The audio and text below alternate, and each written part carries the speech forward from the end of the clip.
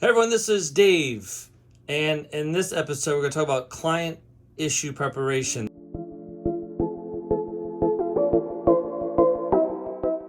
This is another project management video, and I'll start with this, and we got our handy dandy pointer back.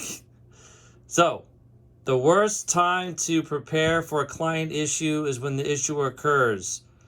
Yes, I'm quoting myself here. I've always wanted to do that. Don't judge me. All right. So the worst time to prepare for a client issue is when the issue occurs. When that happens, you're already doomed because there's nothing set up. There's no process in place. There's no alignment that has been done. And you're just in a really bad spot. And you can look really bad in front of a customer if you don't have you don't have a predefined way to handle issue resolution. So, client issue preparation. Issue preparation is like getting auto insurance. It's not something you like to do, but man, when you need it, it's you really need it, and it is very valuable. So why have a client issue preparation? Why be prepared for a potential client issue? Well, it reduces delay to get the resolution because it's already in place. Next, it gets everyone on the team aligned. So if everyone knows what to do when there is an issue, then things will move smoother and everyone understands their role. Last, including leadership, by the way.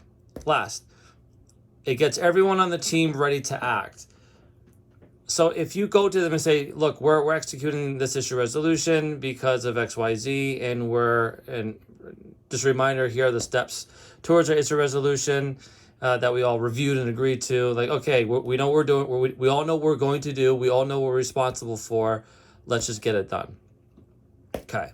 So why do you prepare for a client issue? Well, first of all, it's probably going to happen. You hope it doesn't, but the longer the project goes, the more opportunities for a client issue. And a lot of these client issue preparation processes are sometimes standard, but sometimes not, especially if you have new team members. Even if there is a standard client issue preparation protocol, you should still spend 15 to 20 minutes with your team to review it. But if you don't, then you need to create one.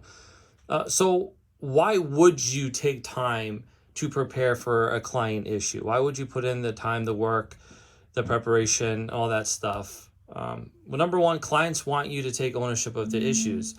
When you have a set process, you feel like you're more confident to take it on and drive it to completion. So you're more apt to take ownership of it if you're confident and know what you have to do. And clients want you to take ownership of their issues. Number two, clients want quick and accurate issue resolution. They don't want to sit around while you figure out how to handle this issue, right?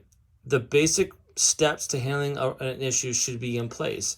Now, granted, you cannot prepare for every single type of issue, but you can have a path and steps, no matter what the issue is, to plug in that issue and take it down the line. And engage right people, right areas, right leadership. All that stuff should be pre-planned, and those individuals should be defined.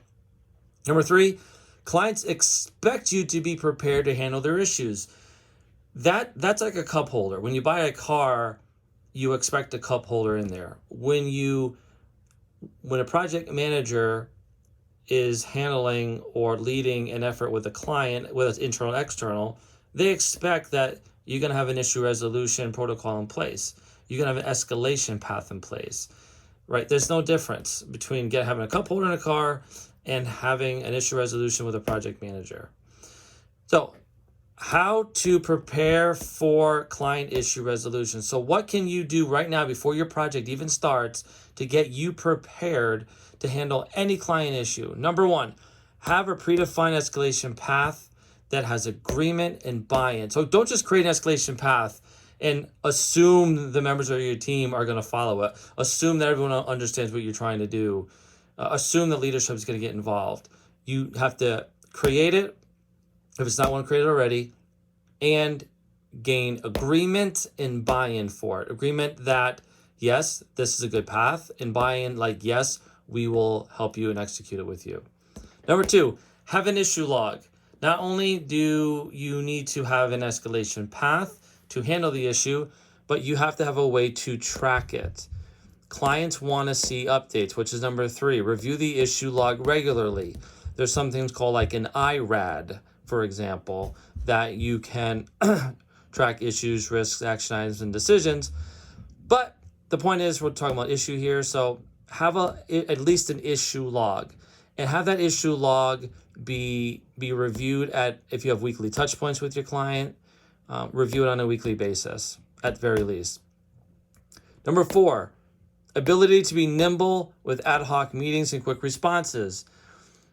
Clients want an issue fixed or resolved, especially if it's a holdup in the project. If it's turning your project yellow or red, we don't want the holdup in the project schedule to continue. We want immediate action right away, and that's when you have to be nimble and your team has to be flexible so you can schedule these ad hoc meetings and try to make sure everyone has the facts of the situation, that you have the right people involved. If you don't, you get the right people involved to these meetings, and you allow your issue resolution process to take flight, and you're getting quick responses back to the client.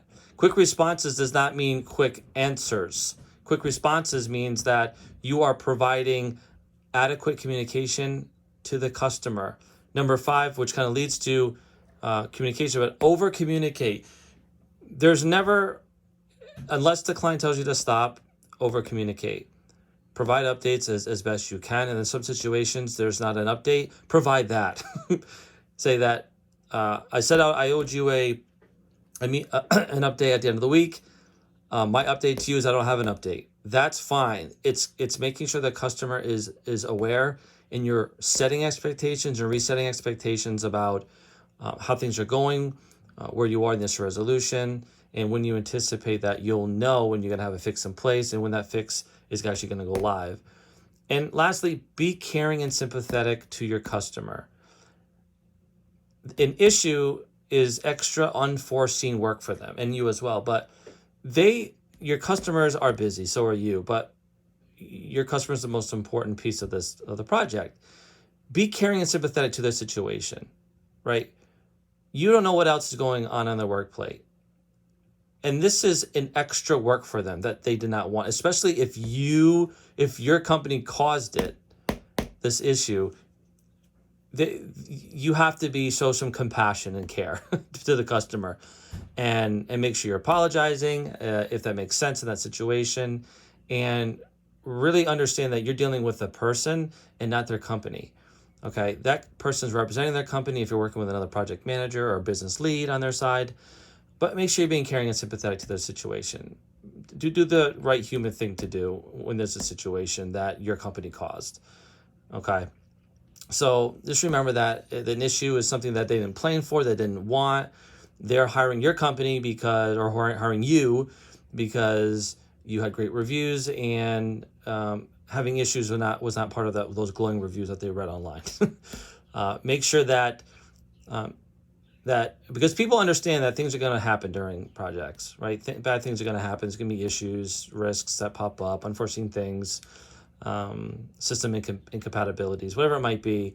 There is a level of understanding that issues could arise. However, if you're not prepared for the issue, then they get annoyed, and that's where delays happen, and there's chaos. The customer's unhappy. You get terrible NPS scores, and it all goes shut to hell. And trying to recover that relationship is difficult.